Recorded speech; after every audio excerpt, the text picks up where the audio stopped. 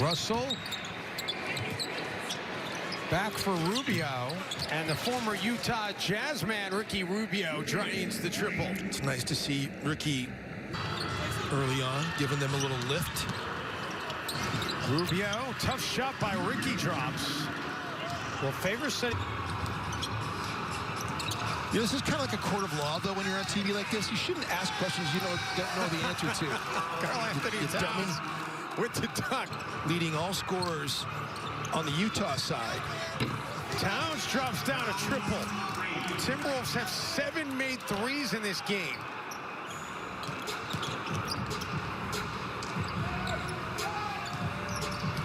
And they've matched their biggest lead of the contest. Gobert underneath, no whistle. Looked like there was contact, didn't there? Sure did. Beasley looked like there was contact on that as well, but no whistle. He'll take the points, though. Again, Minnesota spacing that time in transition. Corners were filled. And in Salt Lake City tonight, because this is one of 6 NBA arenas allowing fans inside right now. And I asked Ryan Saunders about it, as Jarrett Culver hits the 3, about just having some...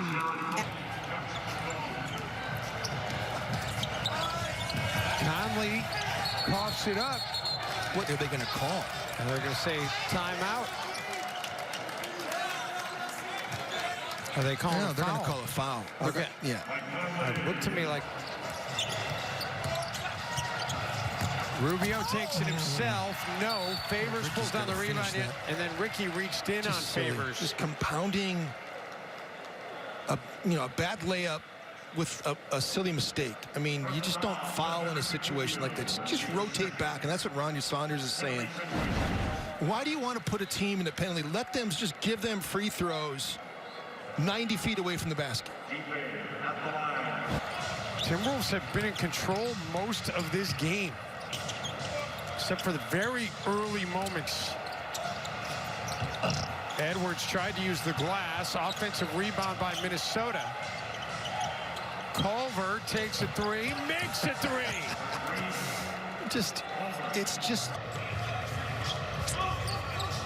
By the way, heartbreaking. I don't know if he called you. Donovan Mitchell follows his own miss with the end one. Joel Myers called me yesterday.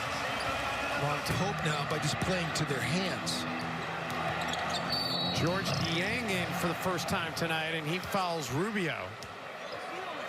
George Niang is 13 for Clarkson. Rubio goes right by Conley. Man, that was tricky. Just a little hesitation dribble by Ricky Rubio led to a little easy scoop shot under the basket. Just got to stay in front. That's an offensive foul. I'm not so sure. Are you kidding me? They're going to call it on Rubio. Didn't Donovan Mitchell hit Rubio in the mouth with his elbow? Well, yeah, Ricky fouled him with his face. Ricky can't believe it. Let's see it again. I mean, I guess there wasn't any contact, and Rubio was moving a little bit. It was all the angle of the play. Conley open for the 3. And the Timberwolves get another stop. No. Oh, Mitchell anticipates Bogdanovich. And now we're going to loose ball foul underneath.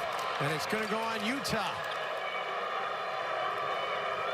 The risk reward to that outlet pass by Ricky Rubio. I mean, and it wasn't like it was wide open. I mean, it was so closely guarded. There were so many Utah Jazz players back on defense. Look at that. Even if you did complete that play, two that want to know what's going on. Wow. Beasley gets to the paint, and Malik Beasley gets it back to a 6-point game. That is just a huge play. Towns coming back into the game and fighting for that loose ball with Rudy Gobert and have it going off of Rudy's hands. And if Karl doesn't make that hustle... Jazz looking to get some quick points here. Oh, that is not what you want if you're Minnesota. Jordan Clarkson gets up into the shot motion and gets fouled. And it should be 3 free throws coming up here for Jordan Clarkson.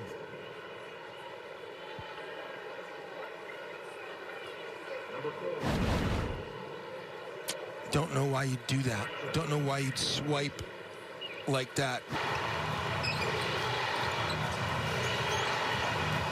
Russell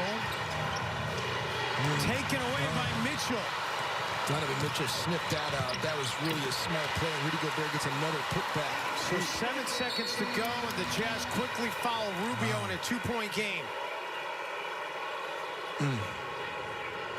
So Ricky's going to walk to the line on the other end. He's 2 of 2 from the line tonight. One of the things that I've really enjoyed watching with the Utah Jazz defense is their ability to late switch in pick and roll situations. So, right, D'Angelo Russell thought they may have too committed to him. The Utah Jazz just do a great job of breaking off the chase and the guard going back to the rolling big or the popping big. They've been so disciplined in that. It's been very impressive. When you see that, you see how well coached the team is. And Jim, the Wolves were not over the limit, so that's why no free throws. They will be sending Russell to the free throw line now, though. Get into their shot motion right away. It's so tricky unless you've worked on it. Bogdanovich having a hard time getting it in. Does out of the corner, the 3 by Clarkson. And did they call? They called the 5-second rule. They did call the 5 seconds. Yeah. He was having an eternity trying to get it in. It couldn't. How big is that? Credit Minnesota's defense.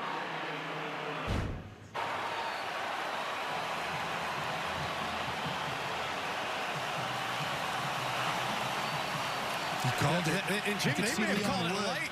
They may have even called it late. Well, Leon Wood had the 5 extended with the arm right there next to the inbounder. And as soon as he went 5, he'd already made the decision to make the call. So you're saying it was late, but I think he was just taking his time, getting his whistle up. He had already get the foul on KD, and he made the shot, but then they said the foul was before. Right. Timberwolves get it in. Russell gets fouled quickly. Only .9 went off the clock, but he's got it. Mitchell will heave it from well beyond midcourt, and that is going to do it. The Timberwolves start the season 2-0. And who'd have thunk it going into Utah and spoiling their home opener? Just a great team effort. And, you know, what Minnesota has this year that they haven't had in years past is tremendous guard play and wing play. You know, D'Angelo Russell, Malik Beasley. You think about Jarrett Culver, what